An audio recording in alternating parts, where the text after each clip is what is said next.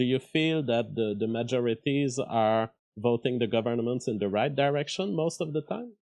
I actually do think that over time we've seen governments come more and more towards the right directions in many ways. I think one of the ways in which we haven't, despite the fact that we have overall, would be the microcosm of the growing amount of intervention I think that the government has within the market in certain ways.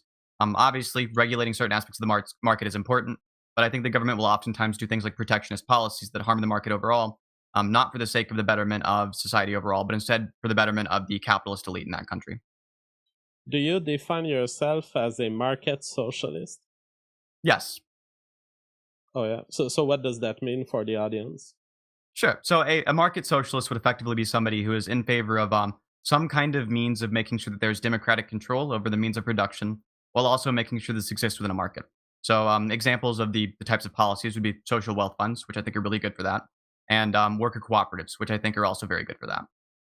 Now, my ultimate question to you, and it touches down on my initial issue, would be why would market be good in many places that you acknowledge it's good, and it's not good in terms of the selection of CEOs, the selection of the ways in which the stock market works, for example? Why would the market have gone wrong there when it chooses Jeff Bezos as legitimately owning billions of dollars? Sure. So I think the market incentivizes the maximization of profits. I think obviously in many cases this is going to go well. It's going to actually reflect what people want and help to allocate goods efficiently. But in other cases, I think that it incentivizes awful practices, like for example, the market failure of the existence of advertisement or any other form of like intentional public lying. You have to have some kind of regulation that stops this, some kind of false advertising law. But even then, you still have things like lobbying that'll always exist no matter what under a capitalist system. And you have the ability to still manipulate people and through the fact that you have top down control over things like the media. So do you take issue with marketing as a whole? Let's say in Canada, for No. example, the cigarette packs are being labeled as dangerous for human health. Is that the kind of marketing you would agree with? I absolutely have no problem with marketing overall. Okay, but you just said that there was something ridiculous about the state of marketing today. Absolutely. I think that there are Okay, many what aspects is in it? which, well, I didn't say today. I said the state of marketing overall. I think it's not just today, but also in the past, it's been even worse. I think that if we take a look at, for example, the existence of how marketing works, with the point is, like you mentioned earlier, to convince other people to vote with their dollar for you, not necessarily to convince other people to do what's best for them. And so you think that marketing is inserting false messaging that is not in the interest of the people? Sometimes it is, and sometimes it's not. I think there are cases where informing people about the existence of your product can be very useful, but we both know that if we take a look at the average advertisement, what we're going to see is not like a very like dry, logical. Here is the benefits of our product. Come use this. In fact, it'll do a lot more emotional and sort of pathos type rhetoric to convince people to associate your product with happiness and things like this. I agree that there's lots of harmful stuff and there's lots of anti-natalist propaganda right now, which I would like to see disappear. But I think that the best way to address it Yes. is precisely a properly incentivized system and free choice. Ultimately, if someone is victim of anti-natalist propaganda, they will not reproduce, and so we're going to improve society because in the next generation, no one will be listening to anti-natalist propaganda. Do you acknowledge that there are evolutionary mechanisms in society? I would acknowledge that there are evolutionary mechanisms, though I think these probably happen over a very long period of time. To address specifically the antinatalism point, I think it's not just antinatalist propaganda that affects the people who are going to die out and who are otherwise going to be unproductive. I think this affects a lot of people and suppresses birth rates. And I think currently it seems like we are experiencing a great decline in birth rates, and the only solution that I see for this is some kind of mechanism or some kind of incentive structure outside of the market to push people towards breeding, because it seems like that just under a market system is something that's going to be generally disincentivized. If we were to ground not in the market, but in the theory of evolution, would you take issue with this? With what aspect of it?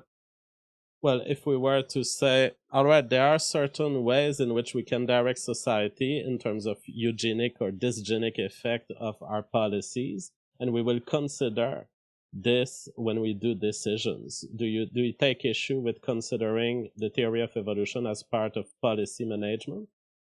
I don't have any issue necessarily with considering the fact that genes exist and the fact that genes can influence people's behavior as part of policy decisions. I think oftentimes people use eugenics in a very loose way to describe sort of any policy in which you're involving genetics, and I don't really think that's what eugenics is. Okay, because one of the things you mentioned is that evolution was slow, but I find it extremely fast and exponential in nature. If you just make zero point 0.2 babies more than some other group, it doesn't take much generations. Within 20 generations, you can totally revert from being a minority in your nation to being a majority. And so evolution is quite fast, and it happens every generation at every time. Most of the time the differences are low enough that the effect is not measurable under a single generation, but it can totally change the direction of society over acceptable periods of time, like centuries. So what I'm actually curious about then, under the existing structure of most capitalist countries, we see a correlation between higher amounts of income and a lower birth rate. What do you think explains that? I think that the genes have not evolved to handle the current level of comfort. And what happens is that the genes were looking for the kind of struggle for living and struggle for survival. And they don't know what to do when faced with the current environment, which gives so much food to everyone that even a poor today is living kind of a decent life. So what will happen, I believe, is that the shock of the industrialization of society will come to pass, will have its effects on the gene. And there may be signals in modern society, and I include in this anti-natalist propaganda, also the birth pill being available, abortions being available, when all of these things, and perhaps just being rich, just wealth, and just access to all these things, once all these things have had their evolutionary effect on human genes, what we will find ourselves in 500 years down the line is that we will have people who are capable of handling being wealthy and making lots of babies. But we have to let the evolutionary time pass to see it. Synth, You hold that mentioned, thought for just a second. yeah. I'm sorry. We had a super chat come in for Synth. Who deserves to have more money, Synth?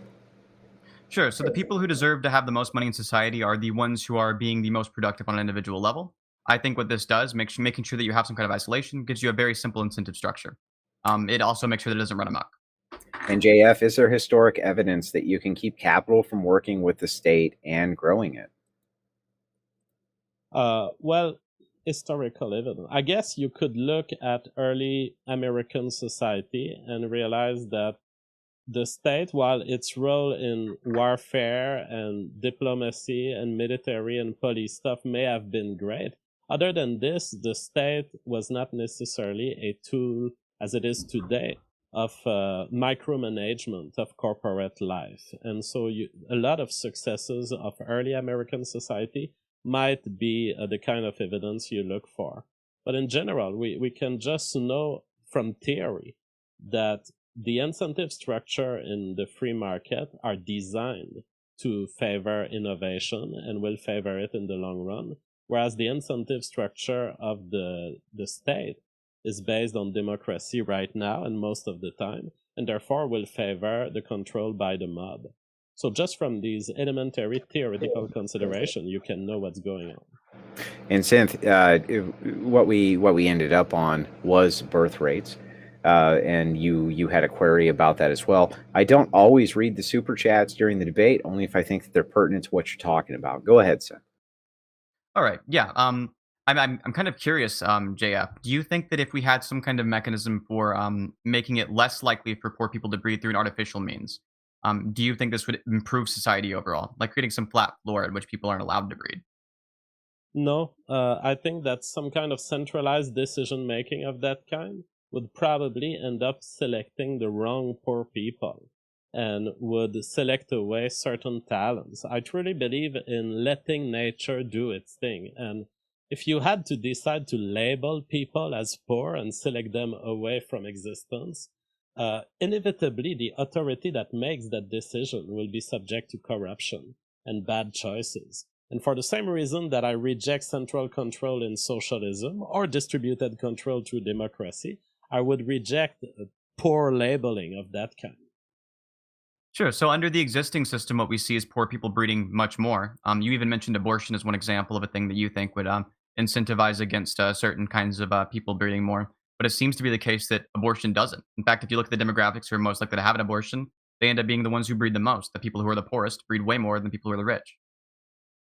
Well, all I'm merely mentioning about abortion is that its availability changes the game of decision making and changes the environment that genes are faced with. Now, as far as poor people and whether they breed more, yes, they breed more right now.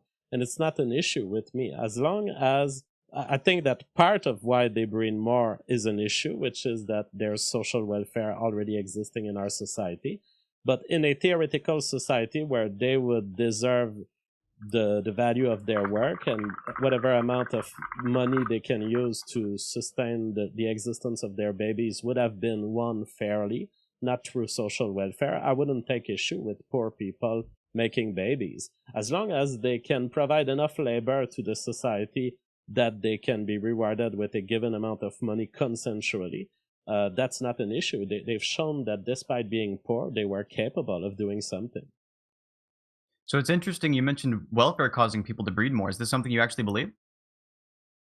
Yeah, I think the kind of social welfare we have in Canada and which you've been adopting in the US recently, such as child welfare, essentially child checks to the parents, definitely helps people have bigger families. Whether they will use it is an individual question, but overall it's an incentive at baby making. So it's strange that you portray welfare as an incentive for baby making, given that people who are on welfare, even if you control for the initial conditions they would be in, are less likely to breed on average. Well, I would have to check your data on this, but I'm not making the case that they breed more than the rest of society. I'm making the case that in a society that didn't help them, they have more babies than the theoretical society in which we didn't send them child checks. That's actually the Because exact in point I'm addressing. well, the counterfactual I'm presenting is as follows. A lot of people that we help right now on social welfare would die otherwise. If they would die, they wouldn't have babies. If they're alive, there's a chance they have babies. So it doesn't matter really how many babies they have. The simple fact that they're alive and that they have a shot at it is providing more possibilities for baby making than they would have otherwise. Okay, so if it's the case that you think that a lot of them would die otherwise, what percentage of them do you think would die? Do you think it's the majority even? It's a good question. It depends on the kind of cutthroat environment we were to live in. If we were a developed society, they may benefit from a kind of natural social welfare. The simple fact that there are grocery stores around, for example, might help them survive even with little money. But if it was a true cutthroat world where you have to handle all of the health issues that you may face, that you are on your own, that you have to pay for everything you need, perhaps a large percentage of current society might die without the current state.